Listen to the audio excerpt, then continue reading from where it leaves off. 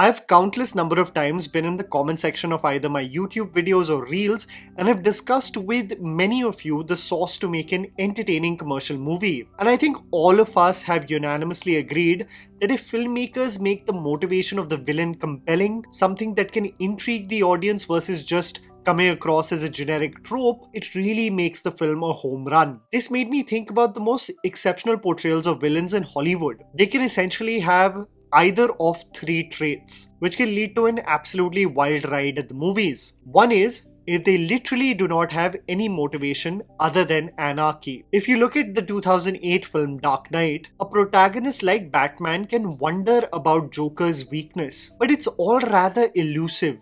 When one digs deeper and understands that the Clown Prince of Crime only wants to prove that even the most morally upright individuals who have their own set of rules and boundaries can be pushed to commit crimes with a little push, there isn't a specific trigger for him that will make him stop.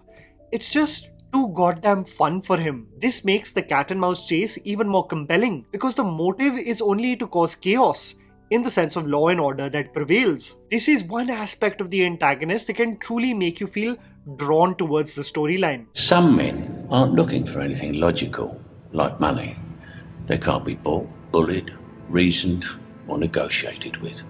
Some men just want to watch the world burn. The second trait that truly makes for an exceptionally fun ride at the movies, in my opinion, is when the motivation of the antagonist is absolutely deranged. When the characters emit psychopathic tendencies and their reasoning is so beyond the understanding of the way the world functions, it scares you that they even thought it was plausible enough to engage on such a destructive path. Imagine the case of Patrick Bateman from American Psycho, fueled to engage in a destructive path of brutal murders, all as the seed that leads him there being a projection of his own insecurity of his status, those who make him feel inadequate about his taste or incompetence as a Wall Street banker ultimately meet their demise. It's petty and absolutely psychotic. To see him jammed to hip to be square by Huey as he chops Paul Allen with an axe was absolutely mortifying. It's as deranged as Ashutosh Rana in Sangharsh, Lajja Shankar Pandey believing that by killing children, he can attain immortality, not even considering himself to be mortal, portrayed with one of the most chilling scenes in Hindi cinema.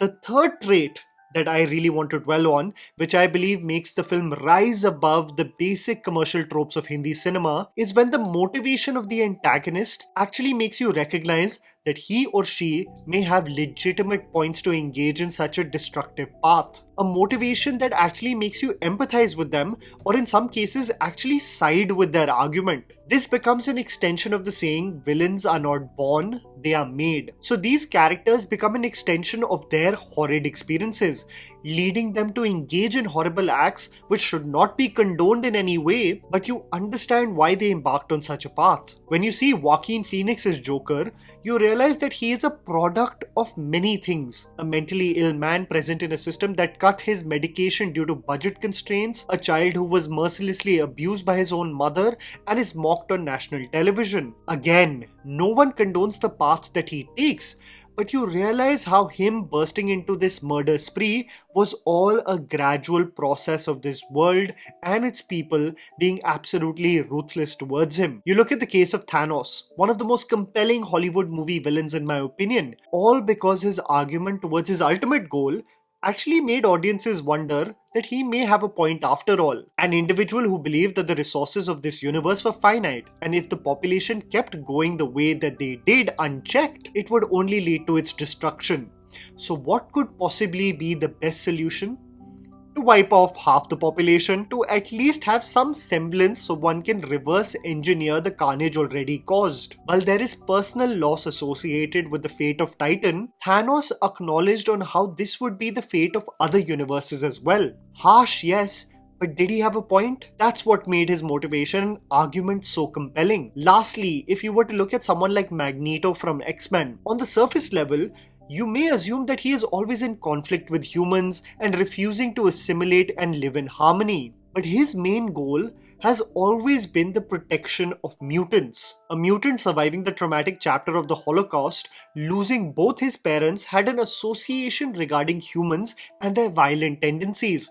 And while his path does lead to extremist viewpoints, Magneto always considers mutants to be a superior race. One acknowledged the seed was always to protect his own kind. This made me think about the antagonists in Hindi films who made us ponder and think about their motivation. Were their violent tendencies justified? Did their actions stem from traumatic pasts? Is their deranged current state all an extension of their past horrid experiences?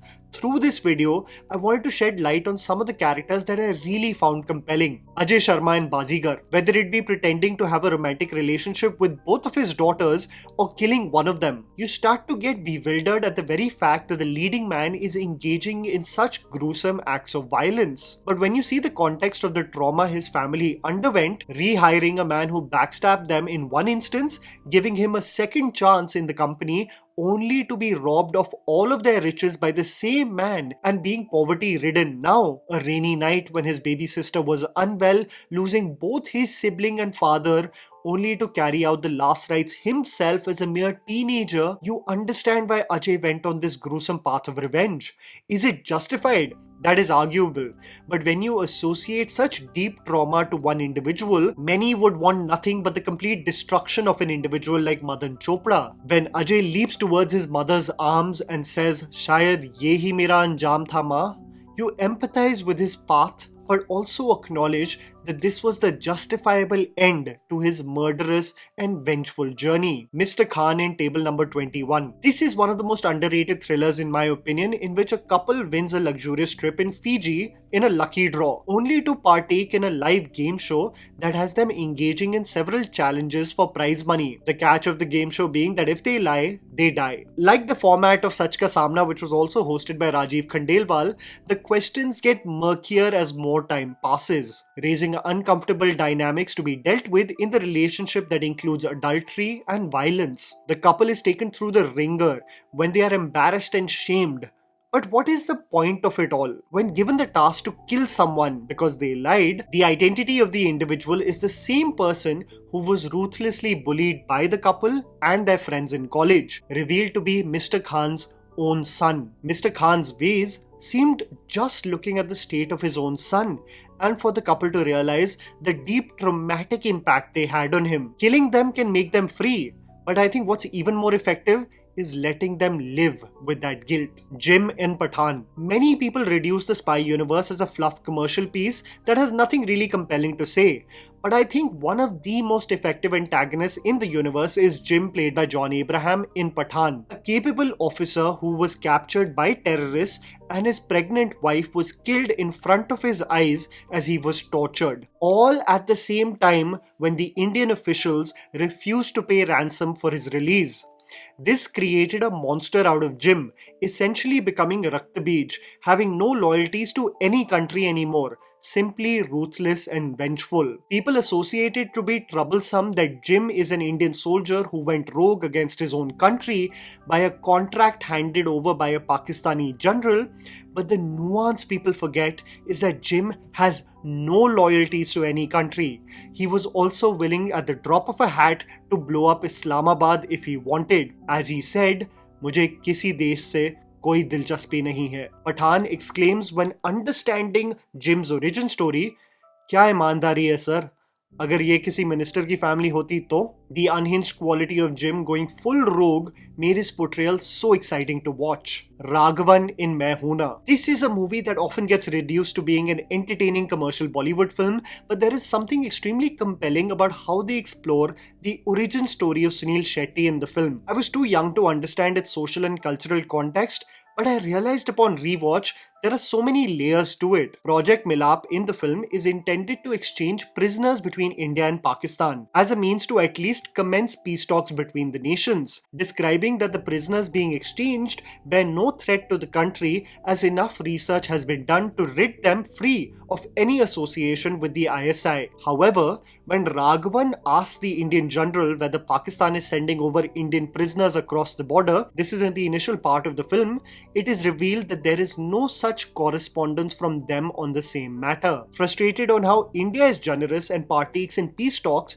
but other nations are not even in the slightest bit interested, Raghavan, an ex-army officer who would openly execute Pakistanis who went astray across the border, showcased as killing even an innocent teenager. Everyone asked while watching this film, why does he have such pent-up aggression against them where he loses sight of complete objectivity? When questioned in court by his superior, he mentions that there is no confusion, as we have been in a state of war with Pakistan since 1947. When it is further revealed that Raghavan lost his son in Kashmir, associating the death to a Pakistani terrorist, it creates a venom inside him against the entire country and its people. You don't empathize with Raghavan's ways, but you understand the seed that led to such an extreme viewpoint. Pakshi Rajan in 2.0. Imagine a movie where the argument of the antagonist is so strong that you actually start wondering why the hero is stopping him. Pakshi Rajan, played by Akshay Kumar in 2.0, is an ornithologist who acknowledges the risk of birds losing lives due to the radiation waves of cell towers densely built in order to handle the excessive use of mobile phones amongst the population. While all the efforts go to waste in warning the public, as everyone only acknowledges the monetary benefit in their businesses, Pakshi Rajan kills himself, and his soul, merging with birds, becomes a towering presence, vengeful of the world that did not listen to their calls for help. You understand the trauma he underwent, a stillborn magically aided to life by a bird, and while his ways take a violent turn, you understand where it stemmed from all along. This is the film where the antagonist actually had a compelling argument, whereas the hero was just a means to stop him and nothing more. Brigadier Rudra Pratap Singh in Shaurya. When you see the film specifically and not in just context to viral reels on Instagram, you realize that Rahul Bose's assessment of KK Menon in the film is the slow unraveling of a man who has really concerning thoughts today, but it being all a build-up of his experiences on missions and a personal trauma. A soldier tries falsely accusing a boy of having arms.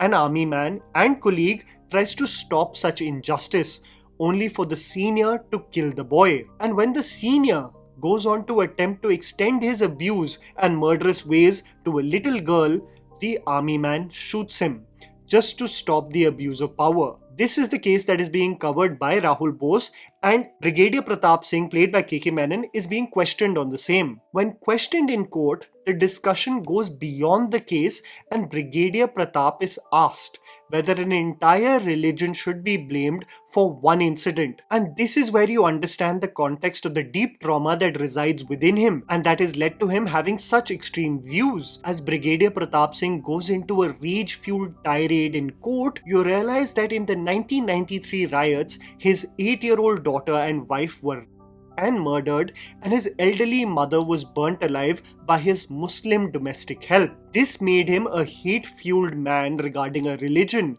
putting every person associated with the faith as evil and having the tendency to partake in violence. When he describes Javed, the army officer who killed his senior officer who was causing trauma amongst innocent folk in Kashmir, the officer accused, he described him as इसके खून में इसकी कौम सनी हुई है, इनके कौम में सिर्फ जहर भरा है, सिर्फ जहर, describing on how he is predestined for violence because of the faith he is born in. This leads to the alarming revelation that Brigadier Pratap Singh believes all people associated with the religion are evil, all an extension of the traumatic loss he underwent. चीख रही थी वो, सुबह शाम दिन रात मुझे वो चीख सुनाई देती है. You empathize with his loss, something no one should ever experience. However, it manifested into making him a monster, ready to associate every person of a particular religion as the enemy. The Common Man in a Wednesday. Nothing, however, is as compelling in my opinion as Nasruddin Shah in a Wednesday, communicating the deep frustration among the public regarding terrorists who circumvent the judicial system in India, and how, as actively working citizens of the country, we have to be fearful of our own lives on a daily basis while the perpetrators rot or find ways not to be punished for their crimes. When asked by Anupam Kher, आज अचानक ये stupid common man कैसे जाग गया? Nasruddin Shah replies, क्यों जाग गया तो तकलीफ हो रही है? जिंदगी भर घुट घुट के मरना रहना चाहिए था मुझे. The arguments of the common man are fully just, a reaction of the train blasts, yes, but also of years of complacence dealing with acts of terrorism by this country. कोई pardon my language, लेकिन कोई button दबाकर मेरे लिए ये फैसला नहीं करेगा कि मुझे कब मरना है. Conveying the compulsions of the general public, consumed by making ends meet, Rozi, Roti or Makan, and now that he has found time to make a difference, it's about goddamn time. One of the most tight and exceptionally written scripts by Neeraj Pandey, who I hope comes back to his A game, because I have still not found a more compelling force to be reckoned with, exactly describing the feeling of the common man in India. And that was the video, guys. Write down in the comments below of which are the antagonists in Hindi cinema that really made you ponder over their motivations. Please don't forget to follow me on Instagram. The handle's right in front of you. Follow me at JammyPants4. Also, please support us by smashing the like button and subscribing to our channel for weekly content ahead. Thank you for watching.